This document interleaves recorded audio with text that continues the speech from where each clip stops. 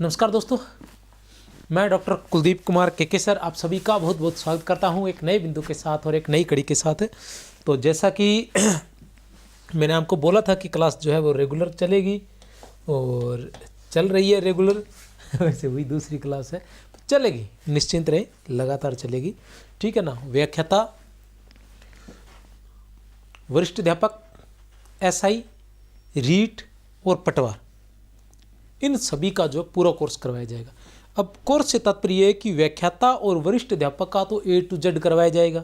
SI, REET और पटवार के अंदर व्याकरण है, तो व्याकरण के जो टॉपिक है वो करवाए जाएंगे।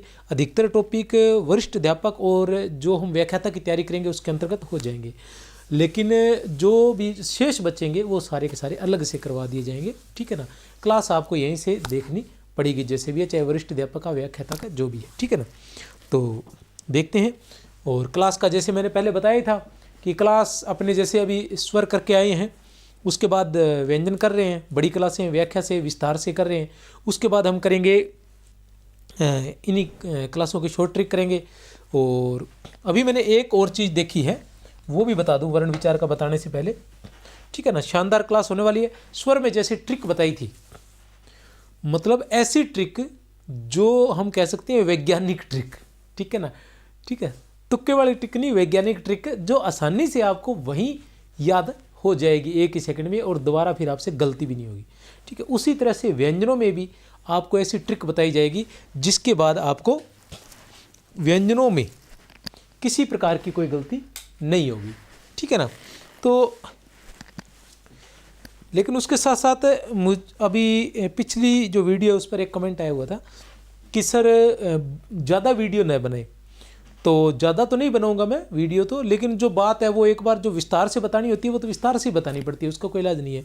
लेकिन मैंने जो वीडियो बताई थी वो 3 प्रकार की बताई थी कि एक तो मैं व्याख्या से बनाऊंगा, एक ट्रिक से बनाऊंगा, और उसके बाद वस्तुनिष्ठ प्रश्न होंगे। ये 3 तरीके से चलेगा, ठीक है ना। 3 प्रकार की वीडियो होंगी। जैसे वर्ण विचार है तो वर्ण विचार पर पहले व्याख्या से बताया जाएगा वर्ण विचार पर, उसके बाद इसको ट्रिक से करवाया जाएगा, और उसके बाद इसको, मतलब मैंने कल जो बताया था, एक तो था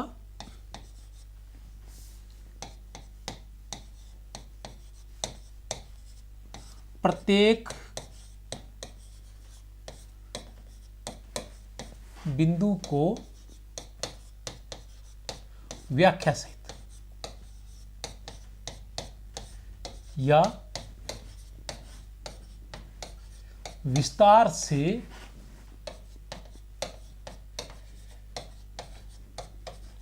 करवाया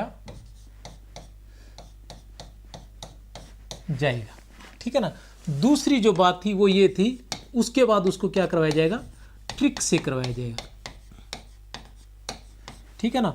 और तीसरा था उस बिंदु के वस्तुनिष्ठ प्रश्न करवाए जाएंगे, उस बिंदु के वस्तुनिष्ठ प्रश्न भी करवाए जाएंगे। और उसके साथ साथ मैंने बताया था कि इन तीनों की आपको पीडीएफ भी मिलेगी। पीडीएफ कहाँ मिलेगी? संकुल मार्गदर्शन नाम से अपना टेलीग्राम चैनल है, वहाँ पर मिलेगी। आपने अगर हमें कोई बात कहनी है तो वो आप हमें व्हाट्सअप कर सकते हो 63 771 24 802 पर। ये है अपने नंबर 63 771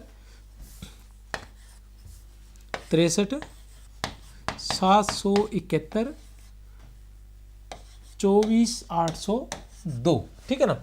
अब अपने बात बता रहे थे कि 3 प्रकार से, लेकिन जब वह मैसेज आया तो मेरे दिमाग में एक आइडिया और आया कि जब मैं करवाता हूं तो एक और है जिसमें मतलब छोटे रूप में पूरी की पूरी जो वर्णमाला है वो छोटे रूप में, ज़्यादा से ज़्यादा ये मानो जो ट्रिक रहेगी वो 5 मिनट की रहेगी, ये क्लास जो है ये घंटे 2 घंटे की रहेगी, और एक बीच में संक्षेप में ताकि आसानी से आपको समझ में आ जाए। तो एक वीडियो इसमें, एक ट्रिक से पहले एक वीडियो और रहेगी, ठीक है ना, जिसे हम शॉर्ट भी नहीं कहेंगे और जिसे हम संक्षेप में कह सकते हैं होगी, जो लगभग 20 मिनट या 15 या 20 मिनट की रहेगी। उसके अंदर मैं पूरी की पूरी वर्णमाला करवा दूंगा, ठीक है ना। इस प्रकार की वीडियो लगातार रहेगी, आपको जो भी पसंद है वो आप उस हिसाब से देख सकते हैं। तो आज का बिंदु हमारा व्यंजन है। देखते हैं व्यंजन की बात करें तो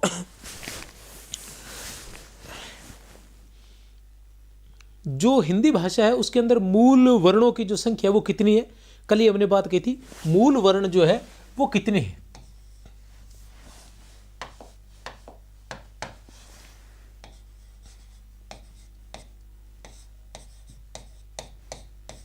मूल वर्ण कितने हैं? 44 है। और मूल वर्ण जो है उनको दो भागों में बांटा गया है। कौन कौन से? स्वर और व्यंजन। स्वर और व्यंजन। स्वर की बात करें तो कितने माने जाते हैं? 11, अर्थात मूल स्वर। और मूल व्यंजन जो माने जाते हैं वो माने जाते हैं 33। कितने हो गए? 44। ठीक है ना। स्वर के बारे में कल हमने पढ़ लिया था, आज हम व्यंजन के बारे में पढ़ने वाले हैं। ठीक है ना। किसके बारे में? व्यंजन के बारे में पढ़ने वाले हैं। व्यंजन जिनके उच्चारण में बाधा उत्पन्न होती है, कोई न कोई बाधा उत्पन्न होती है, उसे हम व्यंजन कहते हैं। जिसका उच्चारण बिना किसी बाधा के हो जाता है उसे हम स्वर कहते हैं, और जिनके उच्चारण में कोई बाधा उत्पन्न होती है उसे हम व्यंजन कहते हैं। ठीक है ना। और व्यंजन जो है, एक नंबर तो ये है, इनके उच्चारण में, व्यंजन के उच्चारण में बाधा उत्पन्न होती है। ठीक है ना। व्यंजन के उच्चारण में बाधा उत्पन्न होती है। इसको थोड़ा सा इधर लिख लेते हैं, कोई बात नहीं।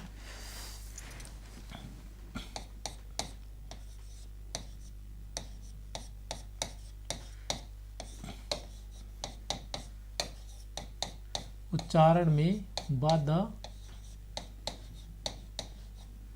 उत्पन्न होती है, या जिन वर्णों के उच्चारण में बाधा उत्पन्न होती है उन्हें व्यंजन कहते हैं, और जिन वर्णों के उच्चारण में बाधा उत्पन्न नहीं होती उन्हें हम स्वर कहते हैं।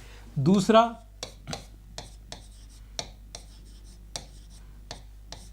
व्यंजनों को स्वर की सहायता से ही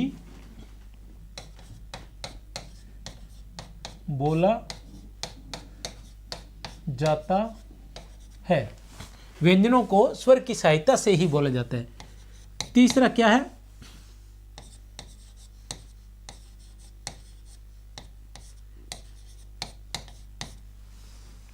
व्यंजन को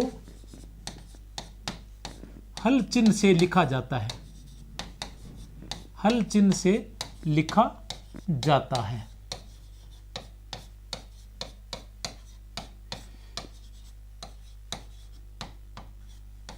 जैसे क, इसके नीचे ये हल चिन्ह लगा है। ठीक है ना। क, इसके नीचे ये हल चिन्ह लगा है। इसी तरह से पूरी वर्णमाला। ठीक है ना। क हो गया, च हो गया, इस तरह से। ठीक है ना। हल चिन्ह लगा जाता है, इसे हल चिन्ह कहते हैं। ठीक है। अब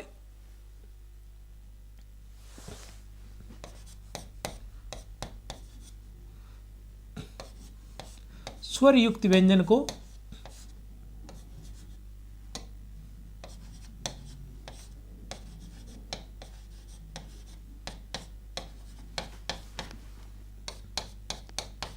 ऐसे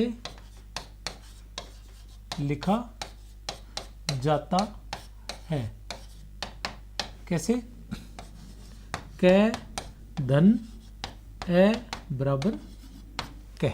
ठीक है ना। इस तरह से इसको ए जो है स्वर का योग होता ही होता है सभी व्यंजनों में, तभी क में भी होता है, च में, ट में, सब में, क से लेके जो है तक सभी में। ठीक है। उसके अलावा क्या है? 5 नंबर व्यंजन जो ये विशेषताएं हैं, आपको बता दूं आजकल क्या है कि सीधे वर्णों के बजाय ये विशेषताएं पूछते हैं, तो इन पर थोड़ा सा गौर जरूर कर ले। ठीक है ना। कि ये है या नहीं है, वो है या नहीं है, व्यंजन ये है या नहीं है, व्यंजन वो है या नहीं। तो व्यंजन स्वर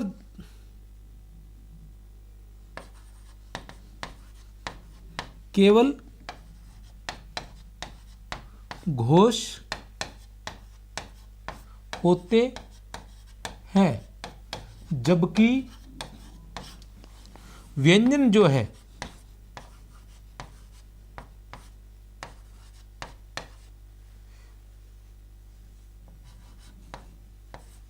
घोष व अघोष दोनों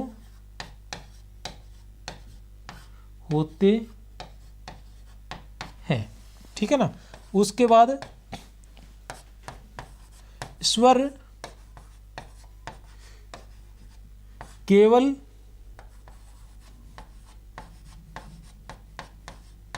अल्प प्राण होते हैं, जबकि व्यंजन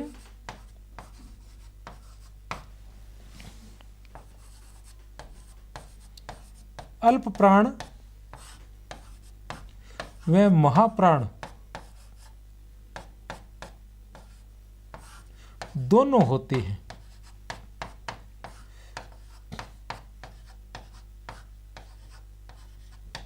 ठीक है ना। 7 नंबर पर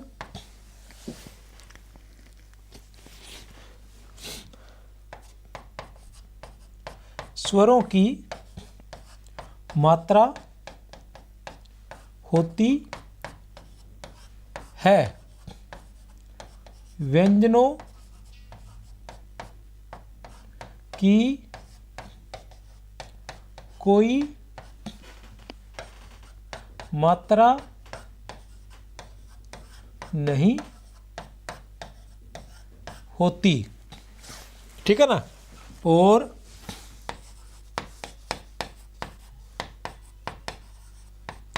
संस्कृत में व्यंजनों को अर्धमात्रिक भी कहा जाता है।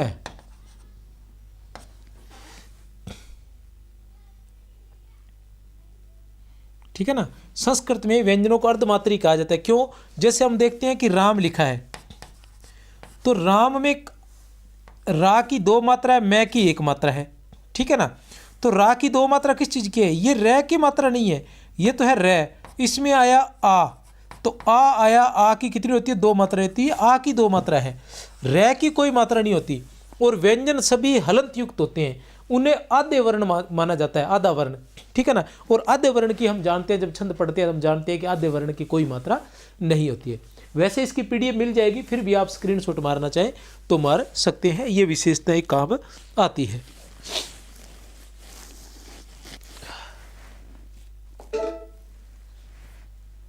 व्यंजन व्यंजन वे वर्ण होते हैं जिन्हें स्वरों की सहायता से बोला जाता है। व्यंजनों का जो भेद है वो 2 आधार पर किया जाता है प्रमुख रूप से। एक तो प्रयत्न स्थान के आधार पे या उच्चारण स्थान के आधार पर। कौन सा? प्रयत्न स्थान के आधार पर, और दूसरा उच्चारण स्थान के आधार पर, कि प्रयत्न कहाँ से किया गया है और उच्चारण कहाँ से किया गया है। ठीक है ना। दूसरा होता है प्रयत्न विधि के आधार पर या उच्चारण विधि के आधार पर। ठीक है। मतलब प्रयत्न जो है वो किस विधि से किया गया है, उच्चारण जो है वो किस विधि से किया गया है। ये 2 भेद रहते हैं इसके। ठीक है ना। अब उच्चारण स्थान की बात करें या प्रयत्न स्थान की, ये जरूर याद रखना कि कंठ्य वर्ण, तालव्य व्यंजन, ठीक है ना, कंठ्य व्यंजन, तालव्य व्यंजन, मूर्धन्य व्यंजन, ये जो व्यंजनों के भेद हैं, ठीक है ना, ये जो व्यंजनों के भेद हैं ये किसके अंतर्गत आते हैं? उच्चारण प्रयत्न के अंतर्गत, ठीक है ना, या उच्चारण स्थान के अंतर्गत, या फिर उच्चारण विधि के अंतर्गत, या इस तरह से करके ये पूछा जा सकता है। तो आजकल क्या है, क्वेश्चंस पूछा वहीं जा रहा है, लेकिन पूछने का तरीका ये है कि जहां हमारी सोचने की क्षमता खत्म होती है वहां से वो शुरू करते हैं, या जहां हम सोच ले कि ये इंपॉर्टेंट नहीं है, ये महत्वपूर्ण नहीं है, बिल्कुल बेकार चीज़ है, तो वो पूछेंगे। महत्वपूर्ण को छोड़े जा रहे हैं। उनका सिर्फ उद्देश्य एक ही है, वो ये है कि बच्चों को पास नहीं करना। आज मेरे पास किसी का फ़ोन आया, वो कहता गुरुजी आरपीसी को तो एक ही काम रह गयो, बीड़ सोच लियो कि नौकरी आप किन्हीं कॉल काट लगानी, बस ये जगह घना धरना दे यार, घनी ये यहाँ कभी परीक्षा आगे करो और कभी पीछे करो, करे नहीं तो अन्य ठीक है सीधा करो। तो मैं तो ही सोच रखे क्या सीधा करना है, नौकरी वैकेंसी जरूर लगानी है काटनी है, लेकिन नौकरी कौन लगाना नहीं। पहले जो था एक समस्या हो रखी थी, वो समस्या ये थी कि कभी न कभी पेपर लीक हो जाते थे, तो उसका जिम्मेवार कौन था, उसकी भी सरकार ही जिम्मेवार थी कहीं न कहीं। और बाद में पकड़े भी कौन गए, ये खुद ही पकड़े गए, बनाने वाले ही पकड़े गए, ठीक है ना, जो बनाते हैं वही लीक करते हैं। तो ऐसी कंडीशनों के अंदर पहले उन लोगों ने इस तरीके से जो बेरोजगार है उनके भावनाओं पर मान लो, उनके अधिकारों पर कुठाराघात किया, और अब वे इन दूसरे तरीके को अपना लियो वहाँ, ठीक है ना। चलो कोई बात नहीं, बेरोजगार होता है वो भी जिद्दी होता है, हार तो मानता नहीं है, एक दिन तो देनी पड़ेगी चेकिंग, जितना मर्जी जोर लगा लो, नौकरी इतनी देश में देनी पड़ेगी, ठीक है, आज नहीं तो काल, काल नहीं तो परसों, परसों नहीं तो चौथा है, ठीक है। व्यंजन वे वर्ण होते हैं जिन्हें स्वरों की सहायता से बोला जाता है प्रयत्न स्थान के आधार पर या उच्चारण स्थान के आधार पर। प्रयत्न स्थान के आधार पर या उच्चारण स्थान के आधार पर। प्रयत्न की बात करें तो सबसे पहले कंठ आता है, जैसे मैंने स्वरों में बताया था, कंठ आता है, फिर आता है तालु, ठीक है ना, फिर आता है मुर्दा, फिर आता है दांत, और फिर आते हैं होठ। बस यही स्थान है जहां जहां से उच्चारण होते हैं, ठीक है ना, जहां जहां से उच्चारण होते हैं। सबसे पहले क्या आता है, कंठ आते हैं। सबसे पहले क्या आते हैं, कंठ आते हैं। तो कंठ में कौन सा आता है, कै वर्ग, ठीक है ना, क्या रहेगा, कै वर्ग प्लस कै ख ग, अरबी फारसी वाले। ये नुक्ता लगाने की जो प्रथा है, ये किसने शुरू की थी, ये नुक्ता लगाने वाली प्रथा शिव प्रसाद सितारे इंद्र ने शुरू की थी, नहीं तो एक ही जैसे लगते थे, ये नुक्ता लगाया जाता है अरबी फारसी के शब्दों में, ठीक है ना। और अरबी फारसी है, उसके अलावा है, ये है ऐसे है, और प्लस विसर्ग, ये सभी किस में आते हैं, ये कंठे में आते हैं। तालव्य, तालव्य में चय वर्ग आता है, चय वर्ग के अलावा य और श आते हैं। मूर्धन्य, मूर्धन्य के अंदर टय वर्ग। कहने का मतलब यह है कि पहले तो मैं ये बता दूं आपको, हालांकि आगे इनको विस्तार से बताया गया, निश्चित रहे 2-3 बार आपको परिभाषा बताऊंगा, ठीक है ना, ये मत सोचे कि सीधे करवा रहा हूं। कंठे का मतलब है कि जिनका उच्चारण कंठ से होता है, जिनका उच्चारण कंठ से होता है उन्हें कंठे व्यंजन कहते हैं।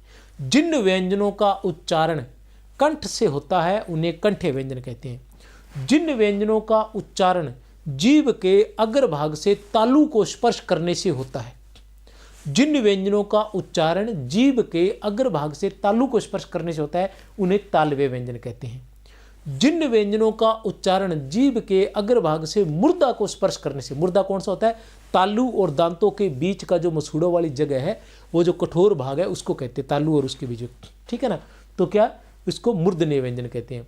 जिन व्यंजनों का उच्चारण जीभ के अग्रभाग द्वारा दांतों को स्पर्श करने से होता है, जैसे तय, थ, द, ध, आप जीभ को दांतों से पीछे रख के नहीं बोल सकते, जबकि क, ख, ग और घ इसके अंदर जीभ का ज्यादा कोई रोल नहीं है।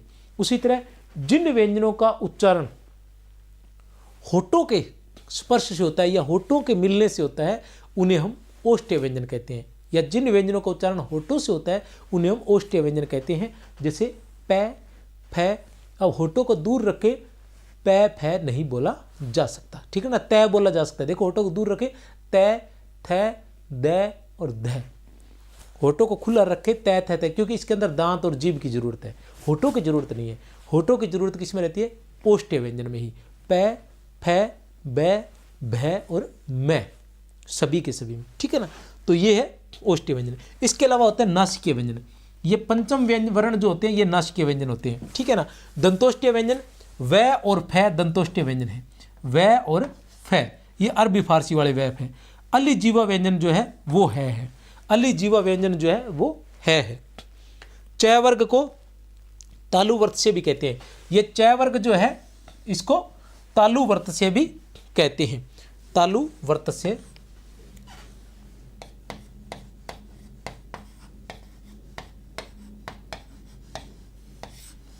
तालु वर्त से भी कहते हैं। स, ज, न, ल इनको वर्त से भी कहते हैं, स, ज, न और ल इनको वर्त से भी कहते हैं। स और न संस्कृत में दंत्य थे, हिंदी में वर्तस्य हो गए हैं।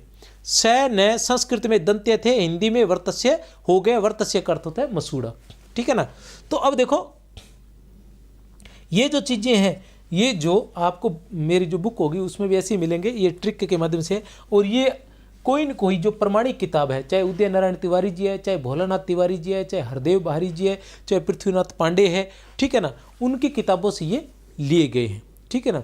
ये सारी की सारी चीज़ें अलग अलग से। और उसके अलावा वर्तमान में जितने भी हिंदी व्याकरणज्ञ हैं जिनकी व्याकरण संबंधित किताबें आ रही, सभी की मैं किताबें पढ़ता हूँ और उसके बाद मैं देखता हूँ कि क्या सही है क्या गलत है। अब हम बात करते हैं इन व्यंजनों की। मतलब बहुत ही आसान है। अब इसको याद कैसे रखा जाए, इसको याद करने के लिए वैसे तो यही है, ठीक है ना, लेकिन इसके माध्यम से करवाऊंगा तो आपके थोड़ा समझ में कम आएगा। अब हम देखते हैं कि कैसे याद किया जाए। क्या था 1 नंबर पर, क्या था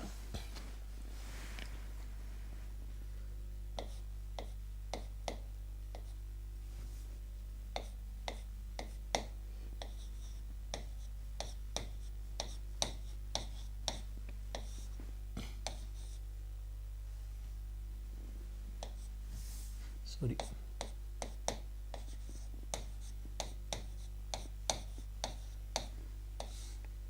उच्चारण स्थान या प्रयत्न स्थान के सॉरी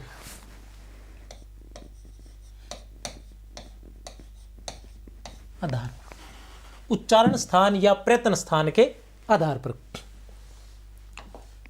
उच्चारण स्थान की बात करते हैं तो सबसे पहले क्या आ जाता है, कंठ आ जाता है, ठीक है। 2 नंबर पर क्या आता है, तालव्य आ जाता है। 3 नंबर पर क्या आता है,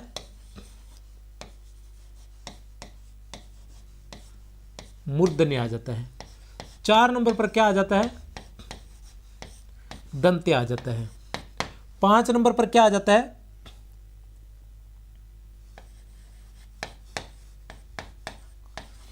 ओष्ठ्य आ जाता है। 6 नंबर पर क्या आ जाता है, नासिक्य आ जाता है। 7 नंबर पर क्या आ जाता है,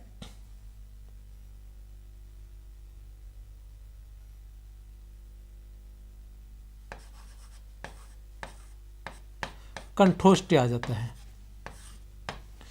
और 8 नंबर पर आ जाता है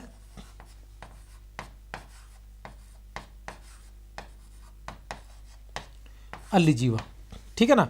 8 नंबर पर क्या आ जाता है, अलिजीवा आ जाता है। 8 नंबर पर क्या आ जाता है, अलिजीवा आ जाता है। सॉरी 1 मिनट, 7 नंबर पर ये है दंतोष्ठ्य है, सॉरी।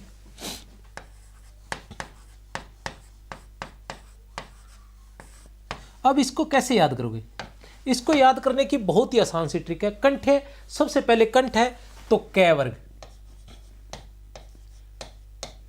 2 नंबर पर क्या आता है, इनका क्रम भी वही है, यह वैज्ञानिक क्रम माना जाता है। सबसे पहले कंठ आता है, फिर तालु आता है, ठीक है ना। फिर सबसे पहले कंठ, फिर तालु, फिर मुर्दा, फिर दांत और फिर होठ, ये 5 चीजें आ जाती है, ठीक है ना। फिर नाक बाहर की बात आ गई। तो कंठ है कै वर्ग, सबसे पहले कै वर्ग होता है, फिर होता है च वर्ग, फिर होता है ट वर्ग, फिर होता है त वर्ग। वर्ग तो समझ रहे हैं ना हम। वर्ग का मतलब है, कै वर्ग का मतलब है कै से लेके अड़ तक, च वर्ग का मतलब है च से लेके य तक, ट का मतलब है ट से लेके अण तक, पांचों के पांचों। त वर्ग ओष्ठ्य में आ गया पै वर्ग, ठीक है। ये हो गया लगातार। अब आप आगे वाले कैसे याद करोगे, आगे वाले जो है उनको नासिके के अंदर कोई समस्या नहीं है। नासिके में आपको पता ही है सारे पंचम व्यंजन आते हैं।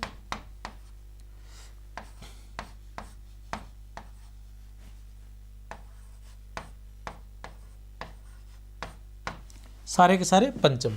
दंतोष्ठ्य की बात करें तो दंतोष्ठ्य में अरबी फारसी वाले फै और वह, और अलिजीवा में केवल है आता है, अलिजीवा में केवल है आता है। अब रह गए य र ल व। अब इतना तो हमें याद हो जाएगा, चलो ये याद हो जाएगा, कै वर्ग, चै वर्ग, टै वर्ग, तै वर्ग, पै वर्ग, ये आसानी से याद हो जाएगा। नासिके भी याद हो जाएंगे, दंतोष्ठ्य थोड़ा हो सकता है, लेकिन आप पढ़ने वाले तो आपको याद हो जाएगा। अली जीवा भी याद हो जाएगा। अब य, रे, ले, व, श, छ, है, ये कहाँ आएंगे, इनको देखना है। यहां लिखो य, जैसे ये लिखे तो उसी तरह य के बाद क्या लिखोगे, रे, रे के बाद क्या लिखोगे, ले के बाद क्या लिखोगे, सॉरी 2 नंबर से शुरू करेंगे, ये, उसके बाद रे, उसके बाद ले, और उसके बाद वह। ठीक है, उधर उसके बाद क्या आएगा, श, तो फिर वापस आ जाओ यहां, श, श, स। ठीक है, हो गया। इस तरीके से इसको रखना है। क्या रखना है, य, रे, ले और व, फिर श, श और स।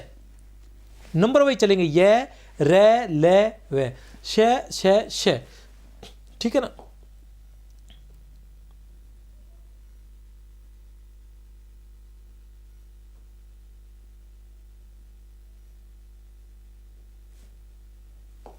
ठीक है, उसके बाद हम आते हैं यहां कै वर्ग में। अब कै वर्ग में कौन से थे, कै वर्ग में कै वाले रहेंगे, कै, ख और ग, ये तो हो गए अरबी फारसी।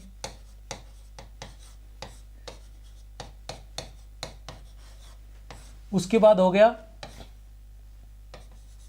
है, और उसके बाद में हो गया विसर्ग। ठीक है ना। अब जो है इसको कंठे व्यंजन भी माना जाता है और इसको अलिजीवा भी माना जाता है को कंठे भी माना जाता है को अलिजीवा भी माना जाता है। अब आपको बता दूं कि आपको इन चीज़ों का ध्यान रखना है कि कौन सा व्यंजन जो है वो कहाँ कहाँ आता है, उसके क्या क्या नाम है। जैसे हम है को ही ले लेते हैं, हमने किसको लिया, है को लिया। अब है के हम देखेंगे कितने सारे नाम है के कितने सारे नाम है को क्या कहते हैं, 1 नंबर पर हम है को कहते हैं कंठे। ठीक है ना। 2 नंबर पर हम है को क्या कहते हैं,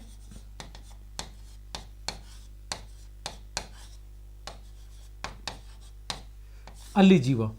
3 नंबर पर हम है को क्या कहते हैं,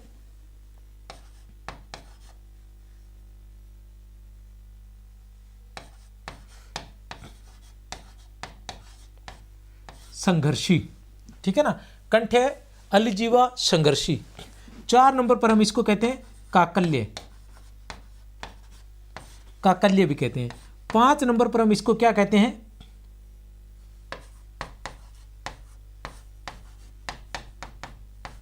स्वर यंत्र मुखी। और उसके अलावा इसको हम क्या कहेंगे, उसके अलावा इसको हम कहेंगे महाप्राण। ये महाप्राण व्यंजन भी है, ये घोष व्यंजन भी है। इतने सारे नाम है के। ठीक है ना। है किस किस में आएगा, है कंठे भी है अलिजीवा भी है संघर्षी भी है काकल्य भी है स्वर यंत्रमुखी भी है जो है महाप्राण भी है, और है जो है वो घोष भी है। तो इस तरीके से सभी व्यंजन जो है उनके काफ़ी सारे नाम रहते हैं। है व्यंजन जो सभी व्यंजन है उनके काफ़ी सारे, जैसे च की बात करें हम, नॉर्मली मान लो च की बात करते हैं, एक और ये ले लेते हैं, च की हम बात कर लेते हैं। तो च क्या है, च को सबसे पहले तो हम माने च है जो तालवे है। ठीक है, तालवे के बाद ये आ जाता है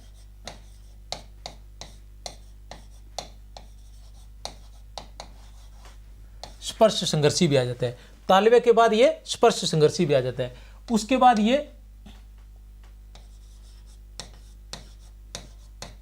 अल्प प्राण भी आ जाता है। अल्प प्राण के बाद ये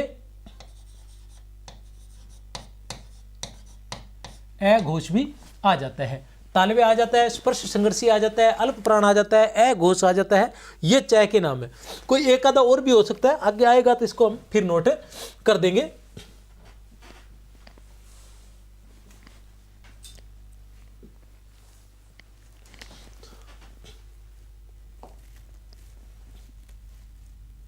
हाँ ये रहा, एक नाम और आ गया।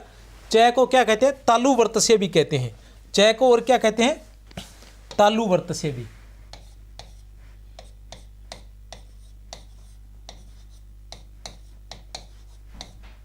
च को तालु वर्त से भी। ये भी पीडीएफ मिल जाएगी, फिर भी अगर स्क्रीनशॉट लेना चाहे तो आप ले सकते हैं।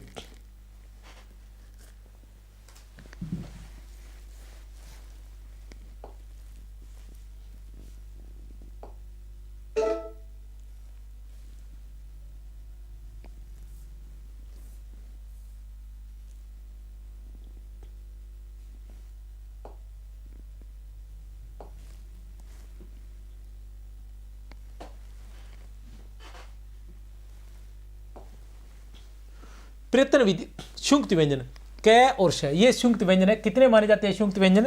शुंक्त व्यंजनों की हम संख्या माने तो 4 मानी जाती है। शुंक्त व्यंजन की कितनी संख्या मानी जाती है? 4। क और श मिलके श बनता है, ज और य मिलके ग बनता है, त और र मिलके त्र बनता है। ये कितने हैं? 3। और चौथा कौन सा है? श और धन र बराबर श्र। ये 4 हो गए। इस चारों में एक बात ध्यान रखनी है, जो पहला व्यंजन जो आएगा वो क्या है? हलंत युक्त होगा। पहला व्यंजन जो आएगा वही हलंत युक्त होगा। इसलिए आपको कंफ्यूज नहीं होना है कि पहला हलंत युक्त है कि छ में पहला है, विक्षय में पहला आता है, या ग में पहला आता है, या त्र में पहला आता है, या श्रय में पहला आता है। और ये जो ग है, ज और य के अलावा इसको ग और य भी बोला जा रहा है। नवीन हिंदी व्याकरण में ऐसा दिया हुआ है, निश्चिंत रहे। इसके बाद जो दूसरा प्रकार है वो प्रयत्न विधि के आधार पर या उच्चारण विधि के आधार पर जो स्वरों को बोलने की विधि है वो कौन सी है? स्वरों को बोलने की जो विधि है वो कौन सी है? प्रयत्न विधि के आधार पर या प्रयत्न स्थान के प्रयत्न विधि या उच्चारण विधि के आधार पर, ठीक है ना? किसके? प्रयत्न विधि के आधार पर या उच्चारण विधि के आधार पर, ठीक है ना? कौन कौन से है? स्पर्शी व्यंजन या स्पृष्ट व्यंजन, कैसे मैं तक के, ठीक है ना? इनको स्पर्शी या स्पर्श व्यंजन भी कह सकते हैं या स्पष्ट व्यंजन भी कह सकते हैं, कोई समस्या नहीं। ये सारे नाम है स्पर्श व्यंजन, स्पर्शी व्यंजन, स्पष्ट व्यंजन, ये सभी के सभी। कैसे मैं तक, कैसे मैं तक। संघर्षी, संघर्षी कौन सी है? श, स और है, ख, ज और फ, ये सभी संघर्षी व्यंजन है, ठीक है ना? स्पर्श संघर्षी, स्पर्श संघर्षी जो है वो च, छ, ज और ज है, ठीक है ना? है उस पे अपने देखा था क्या? है को संघर्षी, ठीक है, संघर्षी है, ठीक है ना? स्पर्शी, स्पर्श व्यंजन नॉर्मली हम इसको क्या बोलते हैं? स्पर्श व्यंजन बोलते हैं। कै से मैं तक के सभी व्यंजन जो है स्पर्श व्यंजन आती है, ठीक है ना? उसके बाद संघर्षी, श, तीनों स, है, ख, ज, फ, ये अरबी फारसी वाले, ये सभी किस में आ जाते हैं? संघर्षी व्यंजन में आ जाते हैं। अब देखो है जो है ये ख, ज और फ, अब इनमें से ये अलग अलग भी थे। अब ख जो था ये क्या माना है? संघर्षी भी माना है, और वहां ख क्या था? कंठ्य भी था। क्या था? कंठ्य व्यंजन था, ठीक है ना? अब ख की बात कर लेते हैं, चल छोड़ो क्रम टूट जाएगा। ख, ज, फ, स्पर्शी संघर्षी, च, छ, ज और झ। नासिके व्यंजन पंचम वर्ण, जो पांचों वर्ण नासिके वर्ण में आ जाए। पार्श्विक व्यंजन ल, प्रकंपित व्यंजन र, उत्क्षिप्त व्यंजन ड और ढ, ठीक है ना? इनको द्विगुण, द्विस्पर्श, ताड़न जात भी कहा जाता है। संघर्षहीन य और व, अर्धस्वर, स्पर्श, संघर्षहीन, सप्रभावी इनके नाम है। कहने का मतलब स्पर्शी, कैसे मैं तक, जिन व्यंजनों के उच्चारण में, ठीक है ना, जिन व्यंजनों के उच्चारण में मुख से हवा निकलते वक्त कहीं न कहीं स्पर्श करती है उन्हें स्पर्शी व्यंजन कहा जाता है। समझ गए? जिन व्यंजनों के उच्चारण में हवा मुख से निकलते वक्त कहीं न कहीं स्पर्श करती है उन्हें स्पर्शी व्यंजन कहा जाता है। उसके बाद आता है संघर्षी व्यंजन। श और स और है के उच्चारण में मुख विवर से जब हवा निकलती है तो कुछ संघर्ष के साथ निकलती है, इसलिए इन्हें संघर्षी व्यंजन कहा जाता है।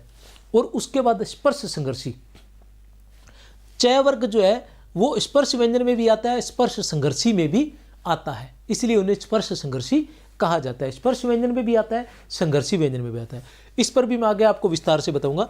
नासिकीय व्यंजन जिनका उच्चारण नाक से होता है, कै से लेके मैं तक के जितने भी पंचम वर्ण है उनका उच्चारण नाक से होता है, इसलिए उन्हें नासिकीय व्यंजन कहा जाता है। उसके बाद आता है पार्श्विक व्यंजन। कौन सा है पार्श्विक व्यंजन? लय है। पार्श्व का मतलब होता है बगल, ठीक है ना। पार्श्व का मतलब होता है बगल, ठीक है। पार्श्व का मतलब होता है बगल। लय के उच्चारण में हवा जीभ के दोनों बगल से बाहर निकलती है। लय के उच्चारण में हवा जो है जीभ के दोनों बगल से या दोनों पार्श्व से बाहर निकलती है, इसलिए लय को पार्श्विक व्यंजन कहा जाता है। बहुत बार पूछा जाता है। उसके बाद रै को प्रकंपित व्यंजन कहा जाता है, क्योंकि रै के उच्चारण में, ठीक है ना, जीभ में कंपन सा उत्पन्न होता है, ठीक है ना। रै के उच्चारण में जीभ में कंपन होता है, इसलिए रै को प्रकंपित व्यंजन कहा जाता है। उसके अलावा रै को लुंठित व्यंजन भी कहा जाता है। उत्क्षिप्त व्यंजन मतलब जीभ लुढ़कती सी नजर आती है, उत्क्षिप्त व्यंजन। अरबी फारसी के जो डै और ढै है, ठीक है ना, डै और ढै नुक्ते वाले, इनको उत्क्षिप्त व्यंजन भी कहा जाता है, क्योंकि इनमें जीभ जो है वो उछल कर, ठीक है ना, ऐसे उथल कर और झटके के साथ तालु को स्पर्श करते हुए छूटती है, इसलिए इन्हें उत्क्षिप्त व्यंजन भी कहा जाता है। ढै, ठीक है ना, डै और ढै, इस तरह से। और इनके अन्य नाम भी है, द्विगुण भी है, द्विस्पर्श भी, क्योंकि जीभ 2 बार स्पर्श करती है, ठीक है ना। ताड़न जात भी है, क्योंकि इसमें जीभ को ताड़ा जाता है, मतलब ऐसा लगता है जैसे जीभ को कोई ताड़ना हो रही हो, ठीक है ना, तो इसलिए इसे ताड़न जात भी कहा जाता है। याद रख लेना, ये जो है ये अक्सर पूछे जाते हैं। पार्श्विक व्यंजन पूछा जाता है, प्रकंपित व्यंजन पूछे जाते हैं, उत्क्षिप्त व्यंजन पूछे जाते हैं, स्पर्श संघर्षी पूछे जाते हैं, संघर्षी पूछे जाते हैं। ये मूल रूप से पूछे जाते हैं। पार्श्विक व्यंजन आसानी से याद रह जाता है। लय, रै प्रकंपित व्यंजन है और लुंठित व्यंजन है, याद रह जाएगा, ठीक है ना। रै और रै, प्रै और रै, प्रै रै, ठीक है, इस तरह से। दूसरी बात उत्क्षिप्त व्यंजन है, इसके आपको नाम याद रखने हैं कि द्विगुण, द्विस्पृष्ट, ताड़न जात, कोई भी आ सकता है, डै ढै, ठीक है ना, द्विगुण व्यंजन है। द्विगुण व्यंजन कौन से है? और ऐसे नहीं आता, आजकल तो ऐसा आएगा, अलग अलग आते हैं, सभी का प्रयोग कर लिया जाता है, लंबा जो उत्तर होता है, ठीक है। अब इसके बारे में मैं आपको बता दूं कि मैंने सभी किताबें पढ़ी, सभी किताबों में क्या था,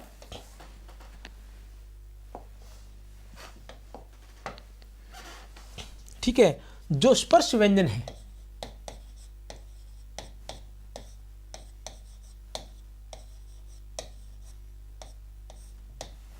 जो स्पर्श व्यंजन है, इनकी संख्या मानी गई है 16।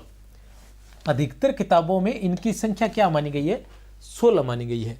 उसके बाद क्या है, लेकिन 16 मानकर भी उन्होंने कह दिया है, कुछ किताबों ने यह कह दिया कि नहीं, ये 25 ही है। वैसे स्पर्श व्यंजन की संख्या कितनी है? वैसे हम स्पर्श व्यंजन की संख्या माने तो कै से लेकर मैं तक टोटल 25 है, तो ये 25 ही मानी जाती है, ठीक है।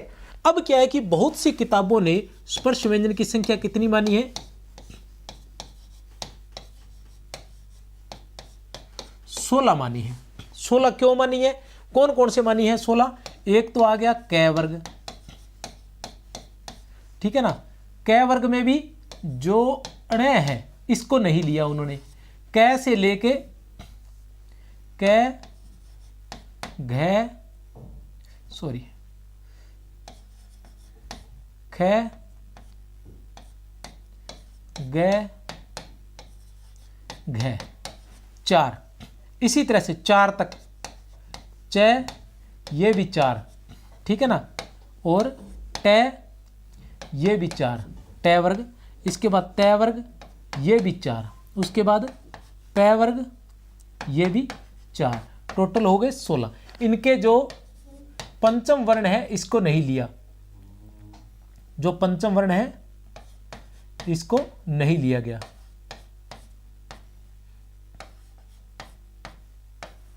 इन पंचम वर्ण को नहीं लिया गया। इन पंचम वर्ण ये कितने हैं संख्या में? 5 है। ये संख्या में कितने हैं? 5, और इनको क्या कहा गया? नासिकीय कहा गया। सॉरी, थोड़ा सा एक चीज इनमें नहीं है, वो है च वर्ग। च वर्ग को इसमें नहीं लिया गया, च वर्ग को इसमें नहीं लिया गया। ट वर्ग और 4 और बराबर अणे, च वर्ग को, ये हो गया 1 2 3 4 16 और 5, इनको कहा गया नासिकीय। इनको क्या कह दिया? नासिकीय व्यंजन। अब कितने हो गए? 16 और 5 21 हो गए, ठीक है ना। 16 और 5 21 हो गए। अब 4 कौन से बच गए? 4 बच गए। हम 4 की बात करें तो 4 हो गया, जो 4 हो गए वो हुए च, छ, ज और झ। 4 क्यों हुए? क्योंकि 5वां तो यहां आ गया, ये रहा, ये 5वां यहां आ गया। इन पांचों को क्या कहा गया? नासिकीय कहा गया है। तो 5 यहां आ गए, 5वां यहां आ गया, 4 ये हो गए, तो कुल कितने हो गए? 25 हो गए। ये 25 हो गए स्पर्श व्यंजन। लेकिन हम इनको स्पर्श व्यंजन मानते हैं, लेकिन अधिकतर किताबों में क्या किया गया है? इन दिनों अलग कर दिया गया है कि स्पर्श व्यंजन की संख्या 16 मान ली गई है, कै से लेके मैं तक स्पर्श व्यंजन है। लेकिन इसमें इन्होंने क्या कर दिया कि इनको नासिकीय मान लिया, समझ रहे हो ना, इनको नासिकीय मान लिया, तो 4-4 रख लिए, प्रत्येक वर्ग के 4-4 रख लिए, ठीक है ना। और उसमें से भी च वर्ग को निकाल दिया। क्यों कहा? क्योंकि च वर्ग क्या है? स्पर्श संघर्षी है, वो स्पर्श व्यंजन नहीं है, वो स्पर्श संघर्षी है, वो स्पर्श व्यंजन नहीं है, इसलिए उसको अलग निकाल के ये मान लिए गए। लेकिन आपको बात बता दूं कि मुझे भी ऐसा लगा कि शायद ऐसा है, लेकिन जो अभी हम देखेंगे कि जो नवीन हिंदी व्याकरण है डॉक्टर सोनदान चारण वाली, उसमें भी इनकी संख्या 16 ही मानी गई है, ठीक है ना। कै वर्ग, ट वर्ग पढ़ी तो होनी चाहिए।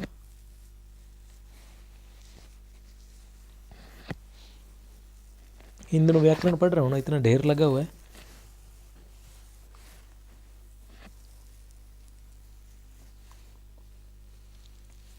ठीक है, सोनदान चरण वाली उसमें भी 16 ही माने गए हैं, ठीक है। और जो नवीन हिंदी व्याकरण है,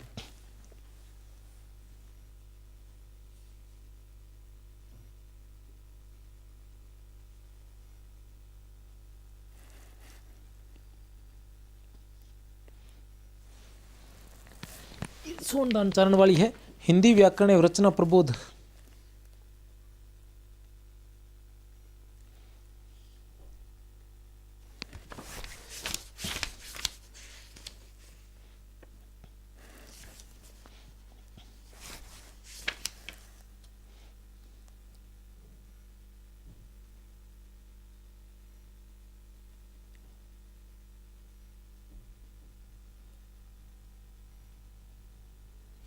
उसमें तो ये भेद ही नहीं है, ये 9 से 12 वाली है, उसमें तो ये भेद ही नहीं दे रखा उच्चारण प्रयत्न के आधार पर, ठीक है ना।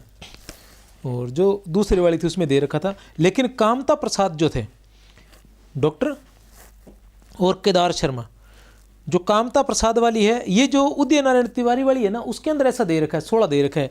जो ये उदय नारायण तिवारी वाली किताब है हिंदी भाषा का उद्भव और विकास, उसके अंदर ये 16 दे रखे थे, अलग अलग बांट रखे हैं, इसके आधार पर ये इनको 16 मान लिया गया। और जो कामता प्रसाद वाली है, सॉरी हाँ कामता प्रसाद वाली है, उसके अंदर ये 5-5 ही मानी गई है, ठीक है ना। तो मैं भी कंफ्यूज था कि क्या माना जाए, भी 25 माना जाए या फिर 16 माने जाए स्पर्श व्यंजन। तो फिर मैं पुराने सालों के पेपर कर रहा था करवाने के लिए, ठीक है ना। जब पेपर कर रहा था तो उन पेपर में क्वेश्चन आए हुए थे, ठीक है ना। कौन कौन से क्वेश्चन थे? वरिष्ठ अध्यापक परीक्षा 2018, क्या है? वरिष्ठ अध्यापक परीक्षा 2018, वरिष्ठ अध्यापक परीक्षा 2018 विशेष शिक्षा में एक प्रश्न आया हुआ था, जिसमें सीधे सीधे मैं को स्पर्श व्यंजन कहा गया था, ठीक है। अब इसका मतलब यह हुआ कि जो पंचम वर्ण है 16 के साथ 500 जो पंचम वर्ण है वो भी आ गए। अब 16 और 5 21 तो हमारे पास हो गए, 21 हो गए। इस प्रश्न से हमें पता चल गया कि पंचम वर्ण जो है वो भी स्पर्श व्यंजन में ही आते हैं, उनको अलग नहीं कर सकते। हाँ, उनको नाम दे सकते हैं कि ये नासिकीय व्यंजन है, लेकिन ये स्पर्श व्यंजन में भी आएंगे साथ में। अब फिर उसके बाद वरिष्ठ अध्यापक परीक्षा 2018 में संस्कृत शिक्षा में च को स्पर्श व्यंजन माना गया है। किसको? च को।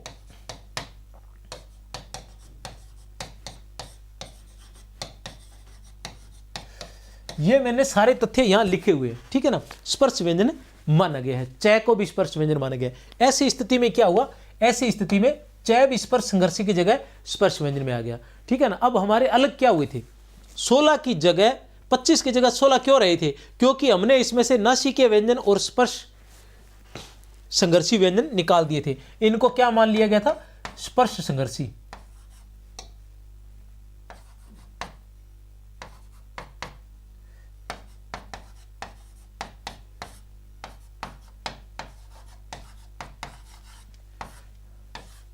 इनको स्पर्श संघर्षी मान लिया गया था, इसलिए ये जो है बाहर निकल गए थे। लेकिन इन दोनों को ही ये नासिकीय मान लिया 2018 में, और कल को अगर कोई समस्या आती है तो हम ये पेपर का जो पेपर दे सकते हैं, ये बता सकते हैं कि आपने आरपीएससी ने खुद ने इनको स्पर्श व्यंजन माना है। इसलिए आप लोगों ने स्पर्श व्यंजन जो है किसको मानना है? आप लोगों ने स्पर्श व्यंजन 25 ही मानने हैं, ये ध्यान रख लेना।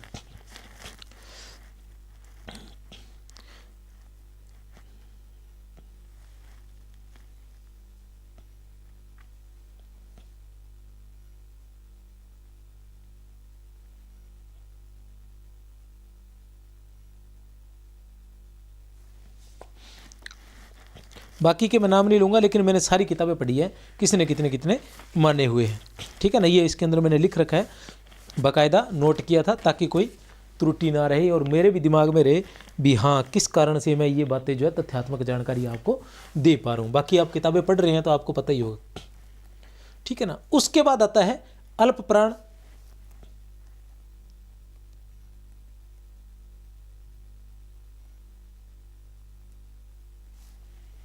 यह है प्रयत्न विधि के आधार पर या उच्चारण विधि के आधार पर। इसके बाद जो भेद है,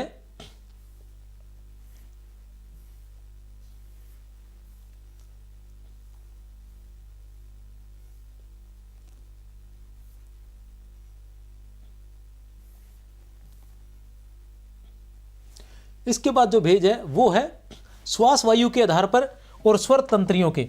अब ये याद रखना है आपने कि श्वास वायु के आधार पर और स्वर तंत्रियों की स्थिति के आधार पर घोष और अघोष और सघोष जो भेद किए गए हैं वो किसके आधार पर किए गए हैं? स्वर तंत्रियों की स्थिति के आधार पर और श्वास वायु के आधार पर। अल्प प्राण और महाप्राण, अल्प प्राण और महाप्राण जो भेद है वो किसके आधार पर किए गए हैं? श्वास वायु के आधार पर। श्वास वायु मतलब श्वास लेते वक्त या इनका उच्चारण करते वक्त वायु कम निकलती है या अधिक। अगर वायु कम निकलती है तो उन्हें अल्प प्राण व्यंजन कहा गया है, अगर वायु अधिक निकलती है श्वास वायु तो उन्हें महाप्राण कहा गया है, ठीक है। इसी तरह से स्वर तंत्रियों की स्थिति, स्वर तंत्रियों में अधिक घोष होता है तो उन्हें सघोष कहा गया है और कम होता है तो उन्हें अघोष कहा गया है। इस तरह से ये डिवाइड किया गया है। अब यह है कि इसको हम कैसे करेंगे, ये हमने देख लिया। अब चलते हैं आगे। बहुत ही आसान सी ट्रिक है, बड़ी ही आसानी से आप इस चीज को समझ लेंगे। क्या है हमारे पास? है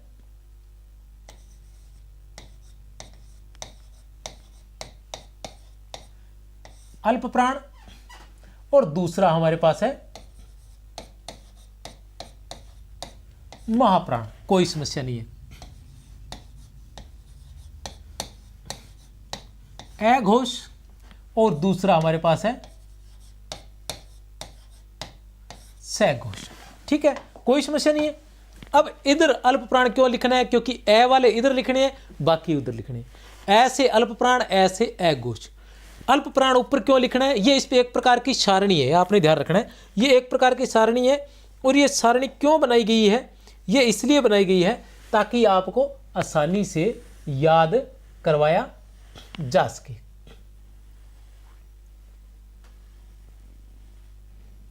ठीक है ना, आपको आसानी से याद करवाया जा सके।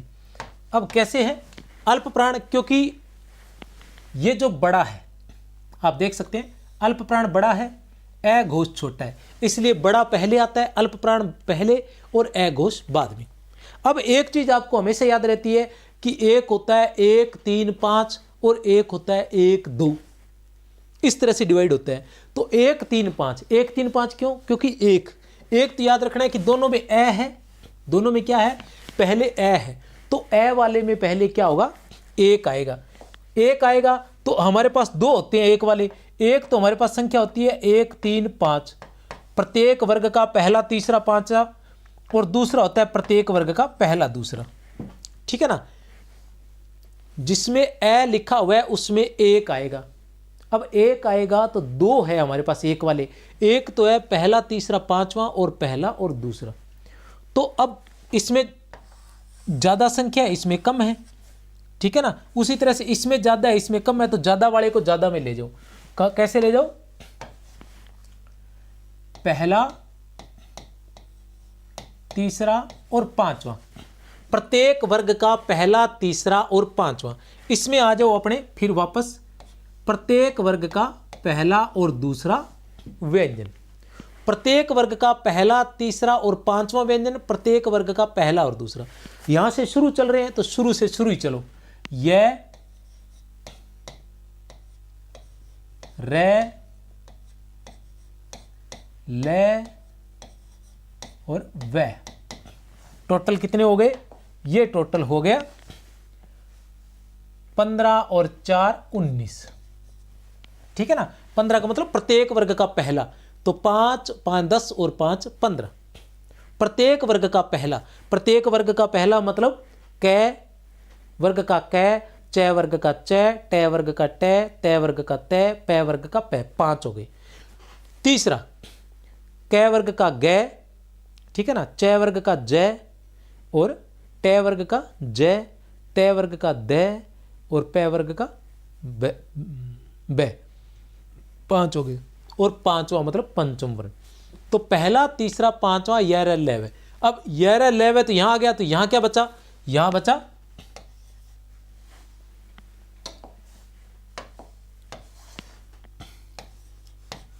श और स, ये कितने हो गए, ये कुल हो गए 10 और 3 13। अब आ जा दो महाप्राण में। अब महाप्राण आसान है क्योंकि 1 3 5 यहां आ गए, तो यहां क्या बचेगा, प्रत्येक वर्ग का दूसरा और चौथा। यह लेवे यहां आ गए तो यहां क्या बचेगा, श स और है, ठीक है। और यहां क्या बचेगा, पहला दूसरा आ गया तो यहां बचेगा तीसरा चौथा और पांचवा, प्रत्येक वर्ग का तीसरा चौथा पांचवा, और श यहां आ गया तो यहां बचेगा य रे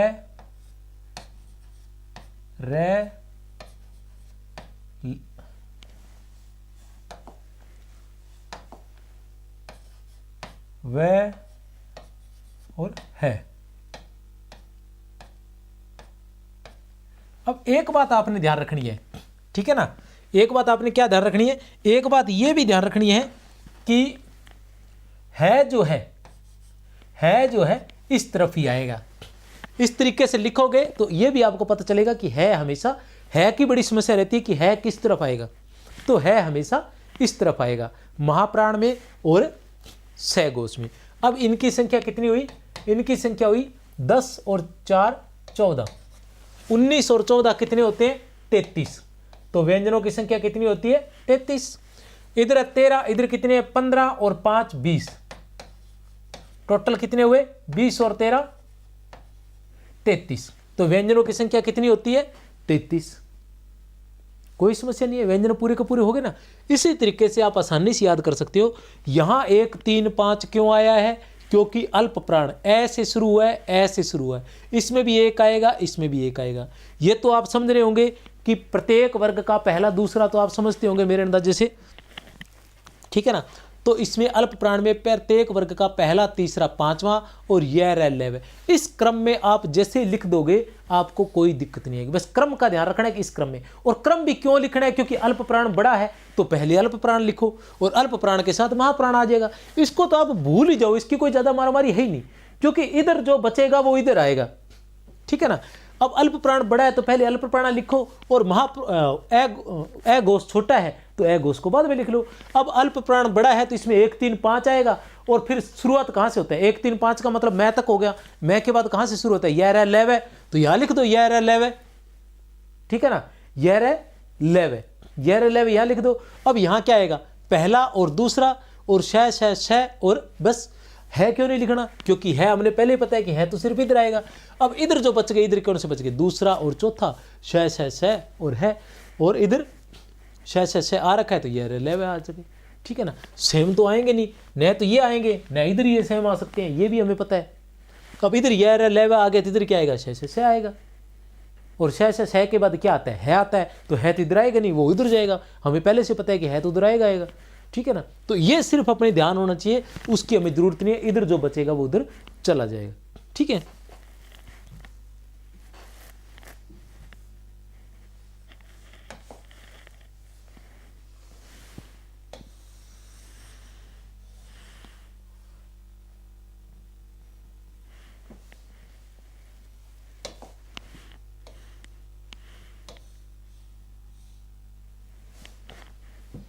ये थी अल्प प्राण और इसकी ट्रिक। अब आते हैं वापस भोलानाथ तिवारी के अनुसार। भोलानाथ तिवारी के अनुसार यह र ल व अंतस्थ व्यंजन है, कोई समस्या नहीं है को स्वरी अंतर्मुखी व्यंजन भी कहा जाता है, बिल्कुल सही है, आपने पढ़ चुके हैं पहले ही। है तथा विसर्ग का कंठ के थोड़ा नीचे काकल से उच्चारित किया जाता है, इसलिए इसे काकले ध्वनि व्यंजन भी कहा जाता है, बिल्कुल सही है। कै ख घ घ ड़ को कोमल तालवे भी कहा जाता है, ये याद रख लेना, कै ख ग और घ और ण को कोमल तालवे भी कहा जाता है। अब इसको क्या क्या कहा जाता है, इसको कंठे भी कहा जाता है और इसको कोमल तालवे भी कहा जाता है। अब कंठे तो हमें याद रहता है, लेकिन कोमल तालवे नहीं रहता, हमेशा याद रखना कि कै ख ग घ अड़े को कोमल तालवे भी कहा जाता है।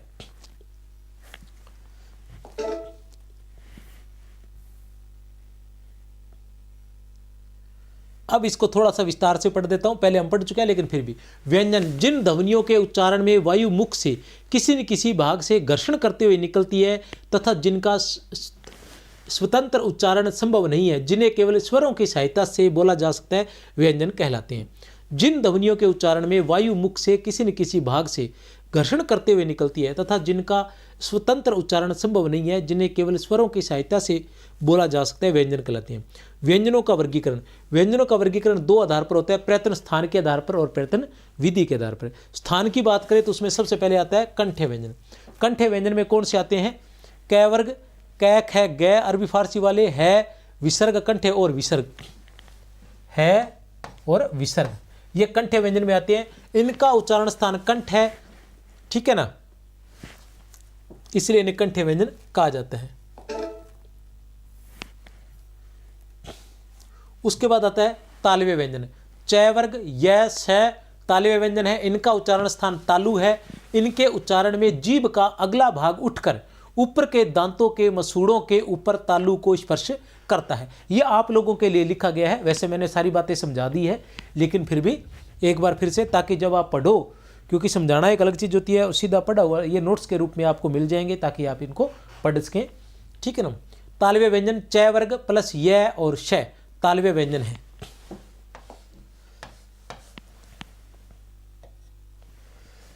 इनका उच्चारण स्थान तालु है। इनके उच्चारण में जीभ का अगला भाग उठकर ऊपर के दांतों के मसूड़ों के ऊपर तालु को स्पर्श करता है। मूर्धन्य व्यंजन ट वर्ग, ड ढ र और श, ये श षटकोण वाला है, ठीक है ना, मूर्धन्य व्यंजन है। ट वर्ग, ड और ढ, ये कौन से है, ड और ढ, ये अरबी फारसी वाले हैं, ठीक है ना, मूर्धन्य व्यंजन है तथा इनका उच्चारण स्थान मुर्दा तालु के बीच वाला ऊपर का कठोर भाग। मुर्दा कौन सा होता है, तालु के बीच का ऊपर वाला कठोर भाग। इनका उच्चारण जीभ के अग्रभाग द्वारा तालु के मध्य वाले कठोर भाग को स्पर्श करता है। दंत्य व्यंजन तय वर्ग दंत्य व्यंजन है, जो जीभ के ऊपरी भाग द्वारा दांतों को स्पर्श करने से उच्चारित होते हैं। तय में और कौन सा आता है, तय में तय वर्ग होता है, उसके अलावा इसमें श भी आता है।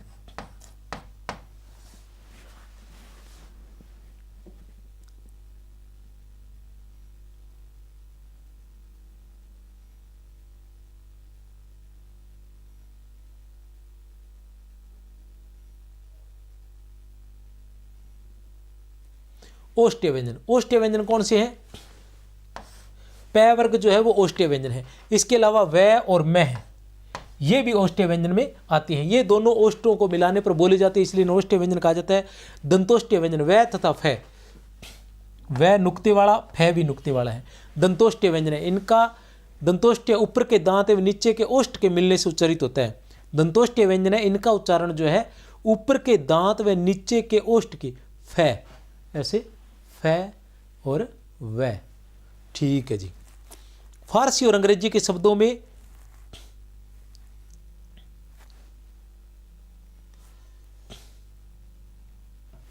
इनमें से क्या है? जो फै है, कौन सा? फै। फै जो है नुक्ते वाला, ये फारसी और अंग्रेजी के शब्दों में, तथा वै जो है ये अंग्रेजी के शब्दों में प्रयुक्त होता है। जैसे फै को फेल, फायदा, फेल और फायदा, फेल अंग्रेजी और फायदा अरबी फारसी, तो दोनों में होता है फै का प्रयोग तो। लेकिन वै का प्रयोग किस में होता है? वै का प्रयोग केवल होता है अंग्रेजी में। वै का प्रयोग किस में होता है? केवल अंग्रेजी में होता है। जैसे वैल्यू लिखा हुआ है। नासिकीय व्यंजन, पांचों वर्ग के पांचों नासिकीय व्यंजन होते हैं, क्योंकि इनका उच्चारण नाक से होता है, इसलिए इन्हें नासिकीय व्यंजन कहा जाता है। अलिजीवा है। वर्तस्य व्यंजन, स, जय, लय, नय, नह व्यंजन जो है ये वर्तस्य व्यंजन है। वर्तस्य का अर्थ है मसूड़ा, अतः ऊपर के दांतों से थोड़ा ऊपर मसूड़ों के साथ जीभ के स्पर्श ये व्यंजन बोले जाते हैं। उसके बाद आता है प्रयत्न विधि के आधार पर स्पर्श व्यंजन या स्पष्ट व्यंजन। जिन व्यंजनों के उच्चारण में श्वास का जीभ या ओष्ठों से स्पर्श होता है, जिन व्यंजनों के उच्चारण में श्वास का जीभ या ओष्ठों से स्पर्श होता है तथा कुछ रुकावट के बाद स्फोट होता है और श्वास बाहर निकल जाती है, स्पष्ट व्यंजन कहलाते हैं। कै से मैं तक के 25 व्यंजन स्पष्ट व्यंजन कहलाते हैं। कोई समस्या? 2 नंबर पर आता है स्पर्श संघर्षी व्यंजन। स्पर्श संघर्षी व्यंजन की हम बात करते हैं तो च वर्ग के बोलने में सांस कुछ घर्षण के साथ निकलती है, अतः च, छ, जय, जय को स्पर्श संघर्षी व्यंजन कहते हैं। स्पीड से, ठीक है ना। नासिकीय व्यंजन, अनुस्वार, जो पंचम वर्ण है उनको नासिकीय व्यंजन कहते हैं कि उनके उच्चारण में हवा नाक से निकलती है, ठीक है ना। अड़े, ये, अणे, ने और मैं, इन व्यंजनों के उच्चारण में हवा जो है नाक से निकलती है, इसलिए इन्हें नासिकीय व्यंजन कहते हैं और अनुस्वार भी कहते हैं। इसमें क्या होता है?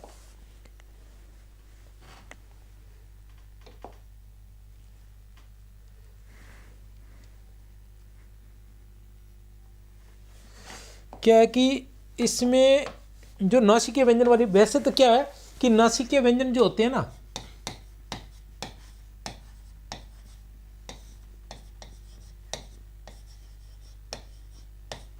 इनकी संख्या 5 मानी जाती है। कौन कौन से हैं? 1, 2, 3,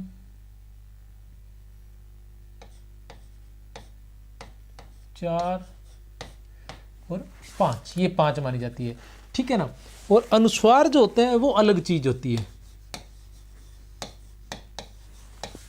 कुछ किताबों में अनुस्वार की संख्या ही 5 मानी गई है, ठीक है ना। लेकिन बीच में ऐसा नहीं था, ऐसा कहा गया था कि अनुस्वार अलग है और नासिकीय व्यंजन अलग है। कैसे? नासिकीय व्यंजन का जो प्रयोग है वो अनुस्वार के रूप में कैसे होता है, ठीक है ना। ये होता है कै से मैं तक। कै से मैं तक के जो वर्ण है उसमें पंचम व्यंजन का अनुस्वार के रूप में प्रयोग होता है, लेकिन ये नहीं होना चाहिए, ऐसा बीच में ऐसा आया था। अभी तो दोनों मान्य हो गए। इसमें क्या होता है? कै से मैं तक अगर कुछ है तो जैसे हमने लिख दिया पंचम लिख दिया, लेकिन पंचम नहीं, इसको लिखा जाना चाहिए पै, ये, च और मैं, पंचम ऐसे लिखा जाना चाहिए। मतलब आगे वाला जो वर्ण है उसका पंचम वर्ण आएगा, आगे जो भी वर्ण आ रहा है उसका पंचम वर्ण आएगा, अनुस्वार नहीं आएगा। तो कै से मैं तक, कै से मैं तक, ये जो दूसरा वर्ण है, ठीक है ना, अनुस्वार के बाद, इस बिंदी के बाद अगर आगे वर्ण आ रहा है मैं तक, कै से लेके मैं तक अगर कोई आ रहा है तो तो उसी वर्ण का पंचम वर्ण आएगा। कहने का मतलब ये है कि जैसे हम ले लें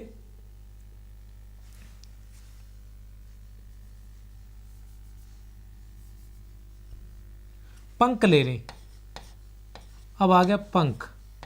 अगर पंख ये कै वर्ग आया है तो कै वर्ग का ही पंचम वर्ण आएगा, पै अड़े और कै, ऐसे पंख लिखा जाना चाहिए, ठीक है ना। उसी तरह से च ये आ गया, कै के बाद च आ गया और च के बाद टे।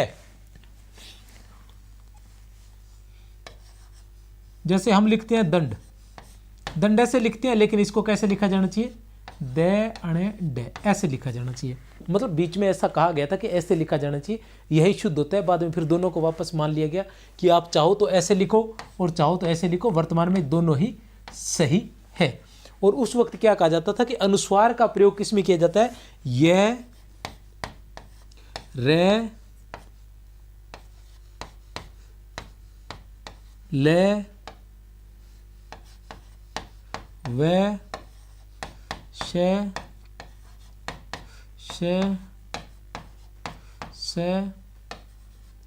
और है, इनमें अनुस्वार का प्रयोग किया जाता है। ये जब आए तो अनुस्वार का प्रयोग हो, इनमें कैसे मैं तक अनुस्वार की आवश्यकता नहीं है। अनुस्वार जो है, एक बात और बता दूं कि बाकी सभी में मात्राएं जो है, ठीक है ना, बाकी सभी में मात्राएं जो है वो लगती है पहले। मात्रा जो है, स्वर का जो योग होता है वो पहले, बाद में होता है। स्वर का योग जो होता है वो बाद में होता है। कहने का मतलब जैसे कै व्यंजन है, जैसे कै व्यंजन है, कै में ए जोड़ने पर ये क्या हो गया, कै हुआ। सभी के सभी ऐसे होते हैं, ठीक है ना। कहने का मतलब एक बार और बता दूं, जैसे राजा है तो राजा कैसे हुआ, रे धन आ धन जय और धन आ। तो सभी में मात्रा कहाँ जुड़ी है, बाद में जुड़ी है। लेकिन आपको बता दूं कि अनुस्वार किसमें, अनुस्वार और विसर्ग, इन दोनों में मात्रा जो है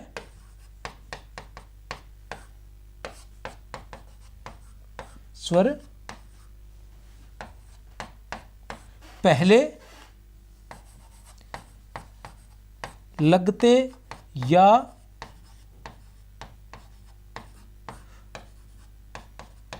जुड़ते हैं, पहले लगते या जुड़ते हैं। कैसे, अनुस्वार की बात करें तो अनुस्वार कैसे होता है, अनुस्वार होता है पहले आएगा ए, फिर धन, फिर ये अनुस्वार और फिर आएगा ये ऐसे। विसर्ग की बात करें तो पहले ए, फिर विसर्ग और फिर ए है। इसलिए इन दोनों को क्या कहा जाता है, अयोगवाह भी कहा जाता है, अयोगवाह।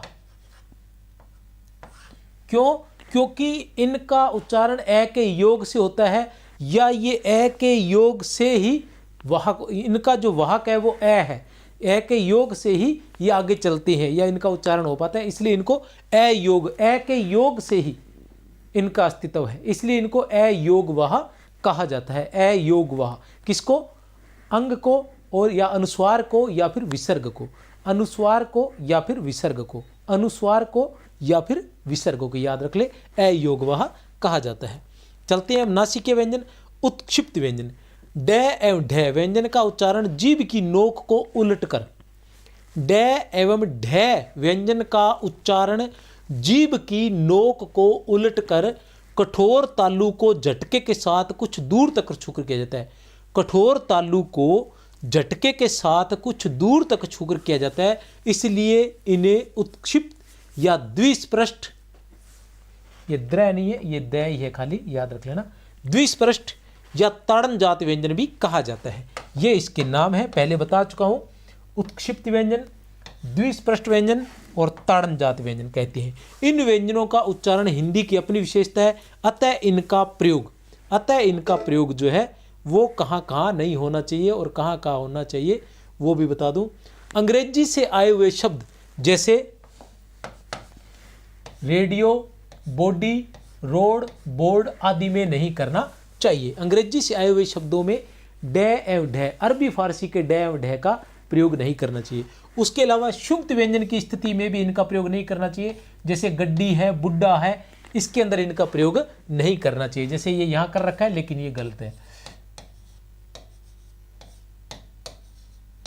बुड्ढा, इसके अंदर ढह कौन सा आएगा? ये डे कौन सा है? हिंदी वाला है। ये भी ढह कौन सा है? हिंदी वाला है, अरबी फारसी वाला नहीं है, जिसके नीचे नुक्ता चलता है। उपसर्ग के बाद यदि आता है तो भी डे और ढह का उच्चारण नहीं होना चाहिए। निडर, ये डे भी हिंदी वाला है। सुडोल, ये डे भी हिंदी वाला है। डे जो नुक्ते वाला अरबी फारसी वाला वो नहीं है। लुंठित या प्रकंपित व्यंजन, लुंठित या प्रकंपित व्यंजन, तो रै के उच्चारण में सांस जीभ से टकराकर लुढ़कती सी लगती है।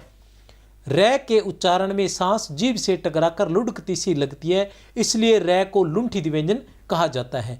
या रै के उच्चारण में जीभ में कंपन पैदा होता है, इसलिए रै को प्रकंपित व्यंजन कहते हैं।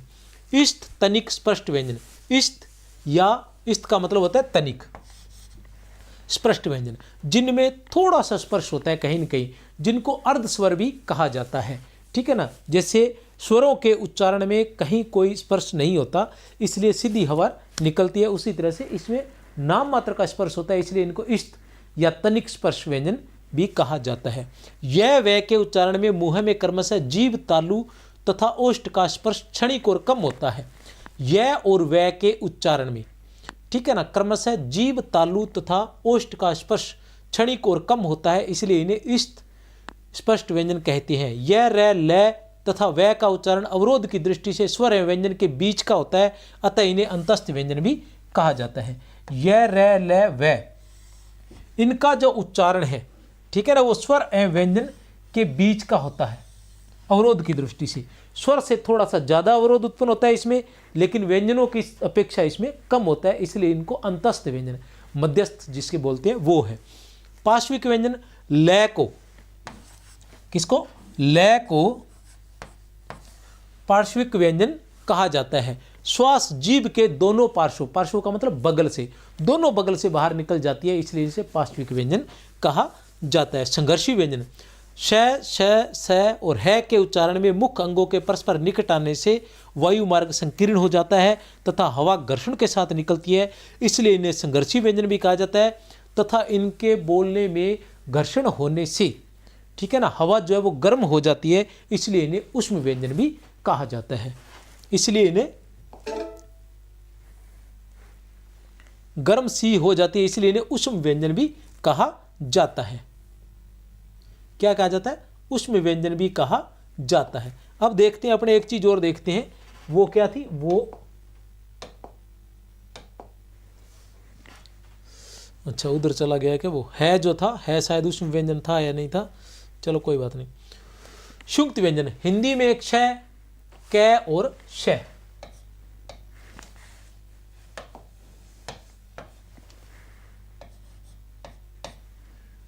त्रै, तय और रै और ग, जय और ये।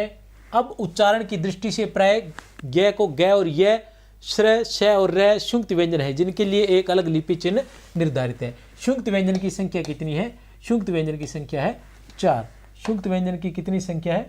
शुक्त व्यंजन की संख्या 4 है। ठीक है ना। एक बात ध्यान रखना, जो प्रारंभ में आता है वो हमेशा हलंत युक्त होगा। कै, तय, जय और ग और श। ठीक है ना। और कौन कौन से? 4 कौन से हैं? श, ग, त्रय और श्रय, ये 4 संयुक्त व्यंजन हैं। अल्प प्राण व्यंजन, जिन व्यंजनों के उच्चारण में श्वास की मात्रा कम लगानी पड़ती है उन्हें अल्प प्राण व्यंजन कहते हैं। 1, 3, 5, य, रै, लय, व। ठीक है ना। जिन व्यंजनों के उच्चारण में श्वास की मात्रा कम लगानी पड़ती है उन्हें अल्प प्राण व्यंजन कहते हैं। य, रै, लय, व टोटल 19 होते हैं। महाप्राण व्यंजन, जिन व्यंजनों के उच्चारण में श्वास की मात्रा अधिक लगानी पड़ती है उन्हें महाप्राण व्यंजन कहते हैं। ठीक है ना। ये दूसरा, चौथा, श, श, स और है। ठीक है ना। टोटल 14 हो जाते हैं ये। उसके बाद आता है अघोष व्यंजन, जिन व्यंजनों के उच्चारण में स्वर तंत्रियों में कंपन, अघोष व्यंजन, जिन व्यंजनों के उच्चारण में स्वर तंत्रियों में कंपन पैदा नहीं होता है या कम होता है उन्हें अघोष व्यंजन कहते हैं। पहला, दूसरा, श और स, ठीक है ना, कुल 13 हो गई। सघोष व्यंजन, जिन व्यंजनों के उच्चारण में स्वर तंत्रियों में कंपन पैदा होता है उनको सघोष या घोष व्यंजन कहते हैं। तीसरा, चौथा, पांचवा, 11 है, टोटल 20। सभी स्वर जो होते हैं वो घोष होते हैं, सभी स्वर जो होते हैं वो घोष होते हैं, सभी स्वर जो होते हैं वो अल्प प्राण होते हैं। स्वर जो होते हैं वो सभी स्वर अल्प प्राण होते हैं, लेकिन व्यंजन अल्प प्राण भी होते हैं और महाप्राण भी होते हैं। सभी स्वर जो है वो घोष होते हैं, लेकिन व्यंजन जो है वो अघोष भी होते हैं और सघोष भी होते हैं।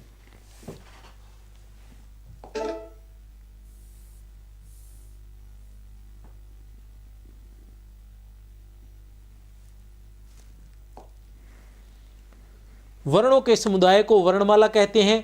फारसी में वर्ण को अलिफ कहते हैं, फारसी में वर्ण को अलिफ कहते हैं। अंग्रेजी में वर्ण को ए कहते हैं, यूनानी में वर्ण को डेल्टा कहते हैं, संस्कृत में वर्ण को हल कहते हैं, संस्कृत में स्वर को अच कहते हैं। ये सारी चीज़ें कामता प्रसाद में आपको मिल जाएगी, आप देख सकते हैं, ठीक है ना। फारसी में वर्ण को अलिफ कहते हैं, अंग्रेजी में वर्ण को ए कहते हैं, यूनानी में वर्ण को डेल्टा कहते हैं, संस्कृत में वर्ण को हल कहते हैं, संस्कृत में स्वर को अच कहते हैं। संस्कृत के वे स्वर जिनका हिंदी में प्रयोग नहीं होता, री और लरी। ये जो री है ये बड़े वाला री है, ठीक है ना। ये जो अपने जो हसु स्वर आता है वो छोटे वाला री होता है, ये संस्कृत का बड़े वाला री है जिसका प्रयोग हिंदी में नहीं होता है। हिंदी में प्रयुक्त होने वाला री स्वर हसु स्वर है और ये क्या है, दीर्घ स्वर है जो केवल तत्सम शब्दों में प्रयुक्त होता है। हिंदी में री शब्द जो जिसे हसु री कहते हैं, हसु स्वर कहते हैं, वो क्या है, केवल तत्सम शब्दों में प्रयुक्त होता है। ये बात आप ध्यान रख लेना। कुछ वर्ण केवल तत्सम शब्दों में आते हैं, कुछ वर्ण जो होते हैं वो केवल तत्सम शब्दों में आते हैं। कौन कौन से होता है, री, अणे और श, ठीक है ना। उदय नारायण तिवारी ने तो श को थोड़ा अलग ही कर रखा है कि ये तो संस्कृत का शब्द है, इसमें ले ही नहीं रखा, ठीक है ना। स्पर्श संघर्षी के अंदर इसको प्रयोग नहीं किया उदय नारायण तिवारी की किताब में, मैंने देखा था। ऋतु, ऋषि, पुरुष, गण, रामायण, ये सारे संस्कृत के। ऋतु, ऋषि, पुरुष, गण, रामायण।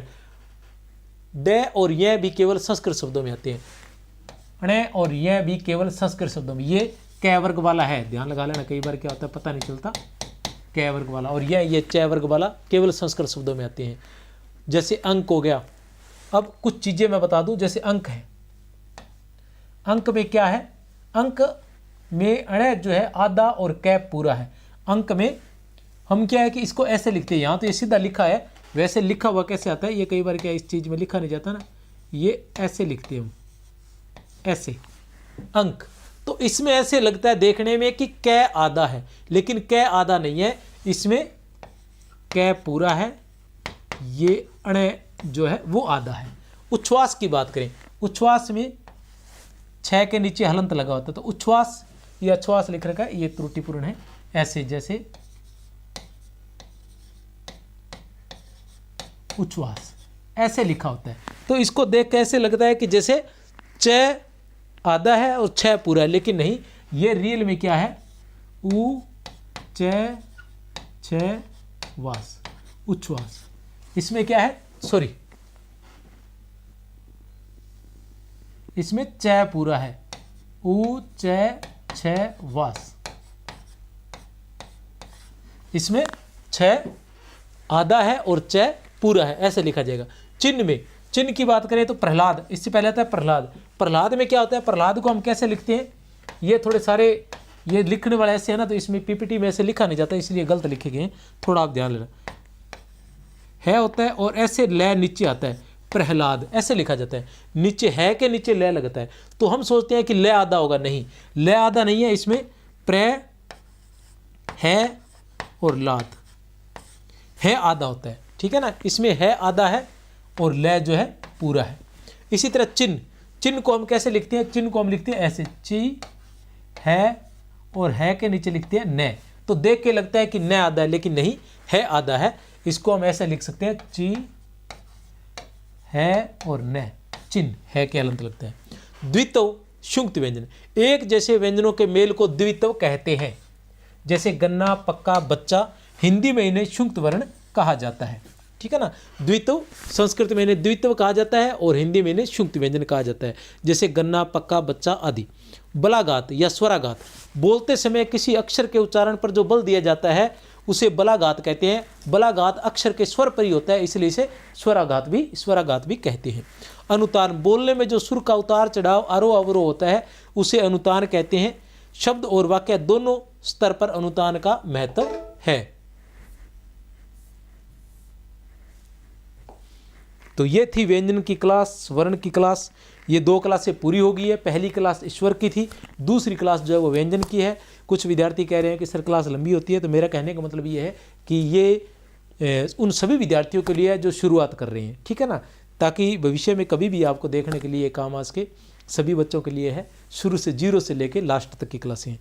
और अगर आपको ऐसा लग रहा है कि इन क्लासों में समय ज़्यादा लग रहा है, तो आप जो है मेरी शॉर्ट क्लासें हैं वो भी देख सकते हैं। 3 प्रकार की मैं पहले बता चुका हूँ कि इसके बाद एक क्लास होगी जो 20 मिनट की रहेगी। सिर्फ 20 मिनट में मैं सारे के सारे जो वर्णमाला है वो पूरी की पूरी 20 मिनट में, हाईएस्ट 20 मिनट, हो सकता है 15 मिनट में ही करवा दूँ। ठीक है ना, और उसके बाद एक क्लास और होगी जो 5 मिनट की होगी। 5 मिनट में मैं सारे के सारे करवा दूंगा मेन चीज़ें। और ये PDF चाहिए, किसी प्रकार की PDF चाहिए, किसी भी प्रकार के संपर्क के लिए आप 63 771 24 802 पर व्हाट्सअप कर सकते हैं। यहाँ पर आपकी कोई भी समस्या है तो वो यहाँ बता सकते हैं, बातचीत कर सकते हैं किसी भी तरह से। ठीक है ना, वो आज नहीं तो कल, कल नहीं तो परसों, एक आध दिन के अंदर आपका मैसेज देख लिया जाएगा और उसके अनुसार आपकी जो भी डिमांड होगी वो पूरी कर दी जाएगी। और उसके अलावा SU